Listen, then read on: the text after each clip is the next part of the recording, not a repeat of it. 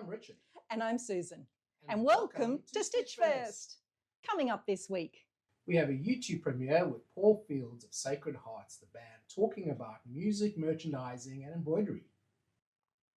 I'll be taking you through a Hatch Academy live session. We're going to show you how to navigate the Academy and use it for your best embroidery ever.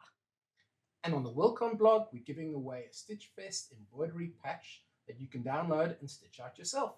Meanwhile, on the Hatch blog, we're going to be giving you some Thanksgiving designs ready for you to stitch out. And on Friday, we're going to round up the week with something a little bit fun for our Fun Friday. Okay, so it looks like a great week. What are you most looking forward to?